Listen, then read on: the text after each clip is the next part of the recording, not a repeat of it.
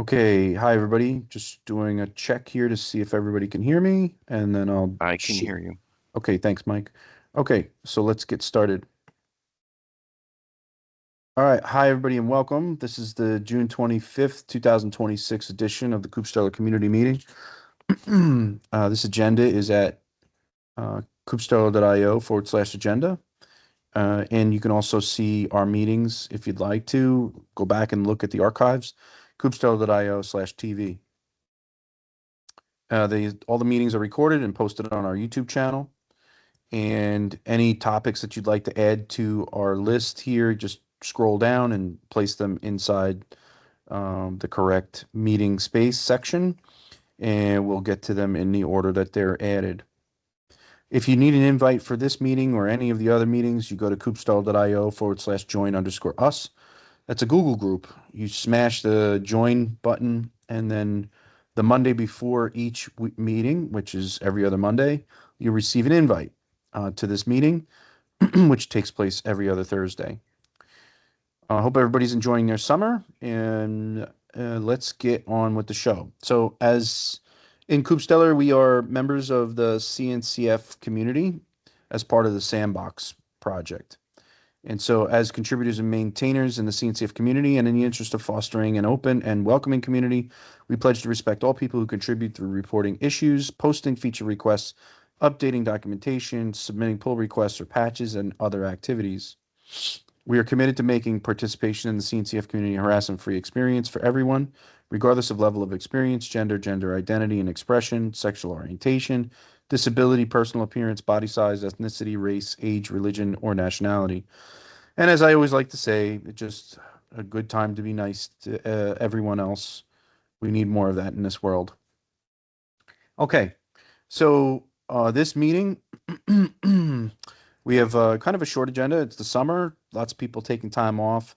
It's hard to coordinate the intersection of people being in and out of the office and around.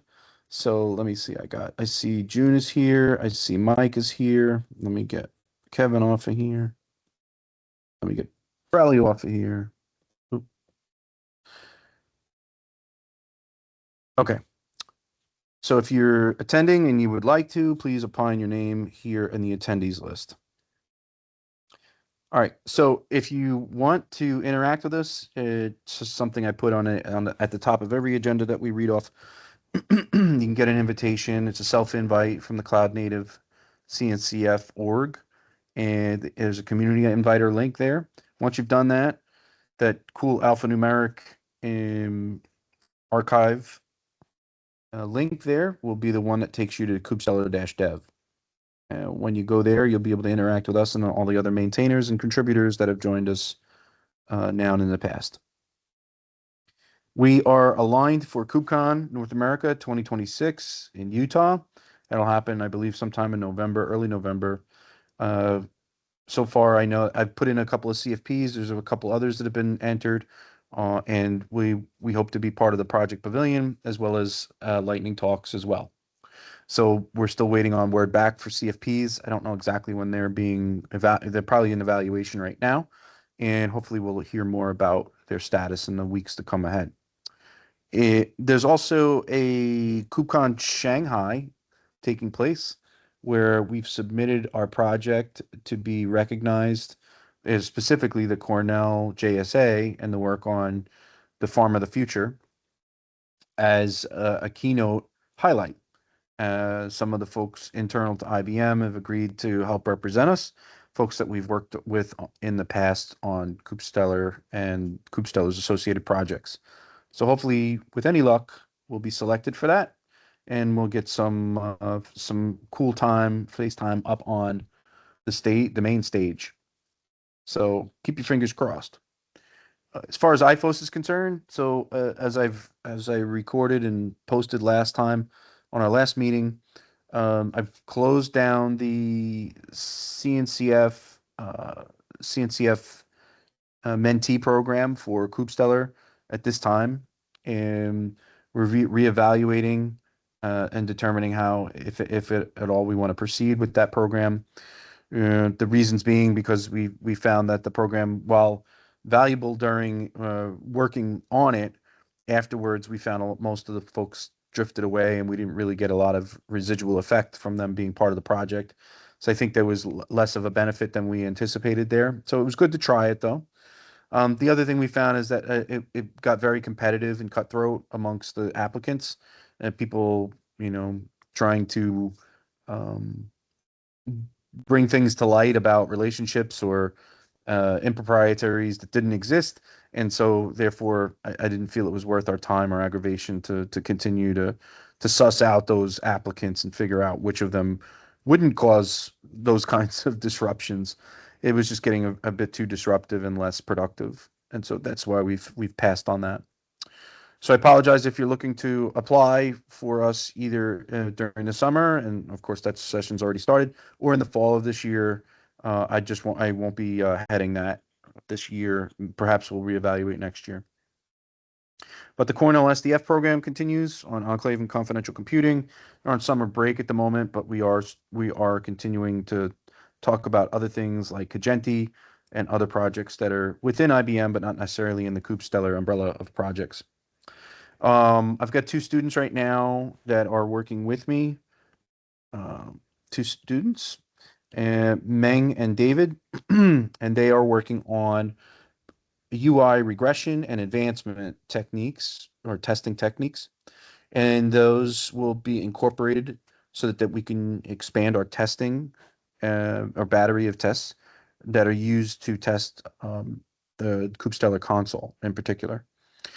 Something that they're getting they've worked on this for a little bit now, and they're getting pretty good at it, and the tests are improving. So I have some positive outcomes that are happening as a result of it. One of the things that was just discovered, and I didn't know this, was the console actually acts differently in Chrome versus Safari. I don't know yet why, but we're investigating that now to hopefully that Chrome will be the control of sorts, because that's what Playwright majors on, and Safari will have to figure out why the DOM is different, or why the interaction surface is different on Safari, and this is probably true for Firefox as well. So stay tuned, more to come there. But suffice to say that I think they're about 5 weeks in. There's 5 weeks remaining. They'll be working on PRing their changes into the console's test battery and GitHub Actions, and automatically opening issues as a result of those tests, which is fantastic. So that's what we had wished for, and I think they will go a long way to completing that work.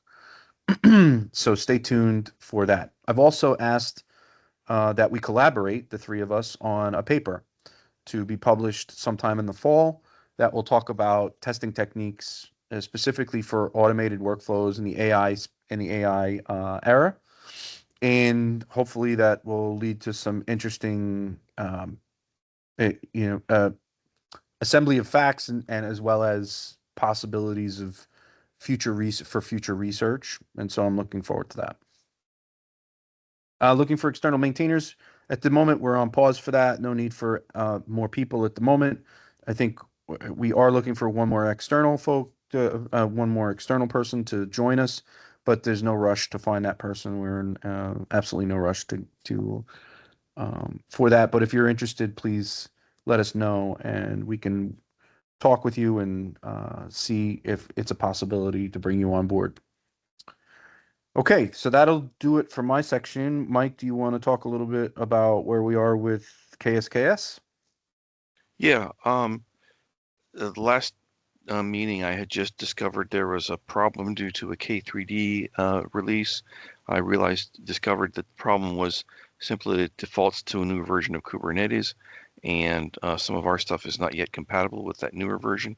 So I've updated the tests to specify, and K3D usage to specify the version of Kubernetes, and to support keeping that working, I added K3D based tests in kubeflex. So that's my Okay, news there. thanks, Mike.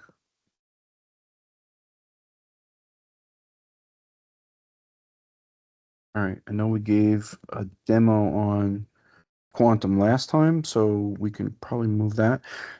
Just some update on the Quantum dashboard for console. Apparently, because of the increased testing that was driven into the GitHub Actions workflow, apparently the Quantum dashboard is now behaving properly on when changes uh, are recommended or included by the AI that works with Hive.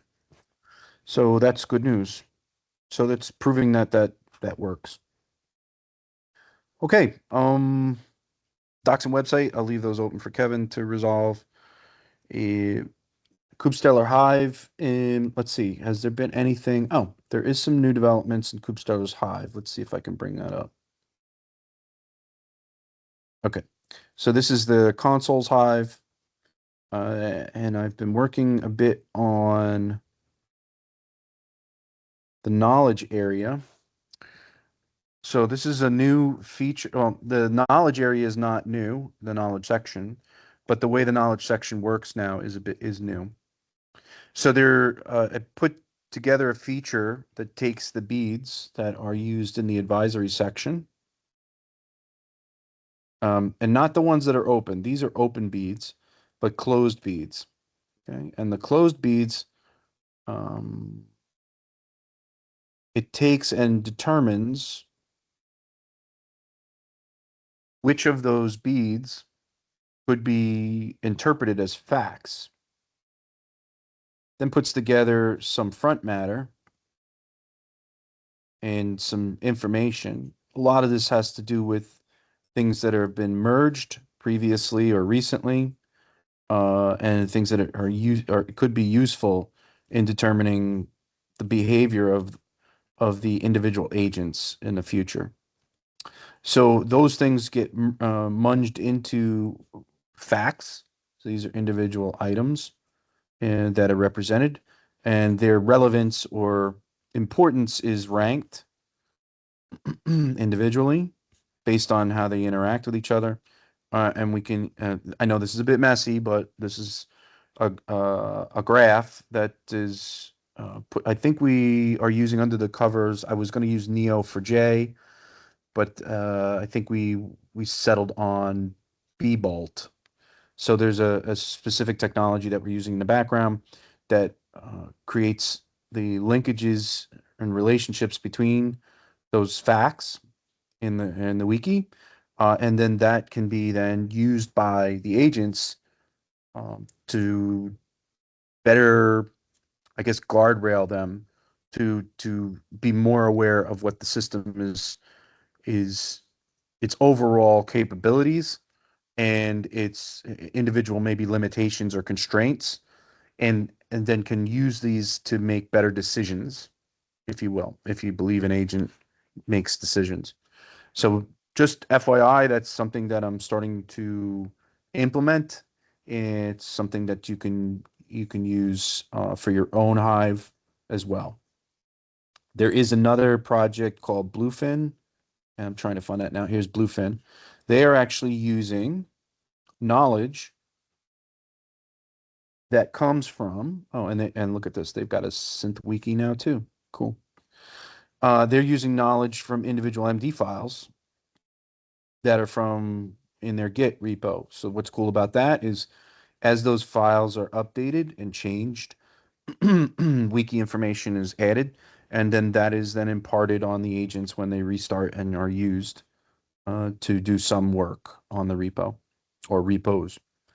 So just FYI, that's a feature that we've been working on here. If you're interested in learning more about it, go to hive.kubestellar.io and join. And so let me show you what that looks like. So you go to Hives. All right, so this is hive.kubestellar.io, and you can join any one of the public hives to contribute your time or your infrastructure, your cycles on your CPU, GPU, whatever you should have at hand. And it basically means work gets queued up from you from the queues that are inside these individual hives, and then you can contribute to them it runs like a Goose CLI, Claude CLI, Copilot CLI locally on your system in just a few commands. So let me give you, I think this is, yeah, this is how it looks. So actually, let's look at let's look at one that's actually active. So you can see this is the set of commands that you would run, and then that runs a local session on your system or systems. And each of the individual, you can see individuals that are running.